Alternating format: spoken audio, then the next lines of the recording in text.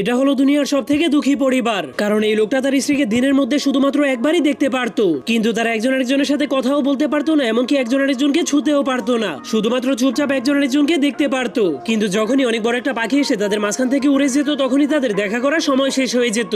এই জন্য তাদের পায়ের সাথে লাগানো শিকলগুলো তাদেরকে দিয়ে কাজ করানোর জন্য জোর করে তাদেরকে সেখান থেকে নিয়ে যেতে শুরু করে দেয়, কিন্তু তার স্ত্রী তাকে ছেড়ে সেখান থেকে যেতে রাজি হচ্ছিল না। এই জন্য লোকটা তাকে থামানোর জন্য একটা শিকল উঠিয়ে তার দিকে মেরে দেয়। তখন তার স্ত্রী সেটাকে ধরতে পারলেও তাদের পায়ের সাথে লাগানো মেশিনগুলো তাদেরকে জোর করে সেখান থেকে টেনে নিয়ে যায়। এই জন্য লোকটাকে বাধ্য হয়ে আবারও তার কষ্টের কাজ করার জন্য ফিরে যেতে হয়, যেখানে তাকে কয়লার মাধ্যমে অনেক কষ্ট করে এই ঘড়ির মেশিনটাকে চালাতে হয়। এই জন্য লোকটা তার এই কষ্টের জীবন থেকে মুক্তি পেয়ে তার স্ত্রীর সঙ্গে থাকার জন্য একটা বেলচা উঠিয়ে তার পায়ের সাথে লাগানো মেশিনটাকে ভেঙে ফেলার চেষ্টা করে, কিন্তু তখন সে ওই মেশিনটাকে খোলার একটা গোপন রাস্তা খুঁজে পায়। এই জন্য সে একটা পেন্সিল দিয়ে কাগজের উপরে গোপন একটা নকশা এঁকে দেয়। এরপর সে ওই কাগজটাকে একটা প্লেন বানিয়ে বাহিরে উড়িয়ে দেয়। তখন সেই কাগজের প্লেনটা অনেকগুলো বাধা বিপত্তি পার করে তার স্ত্রীর রুমে চলে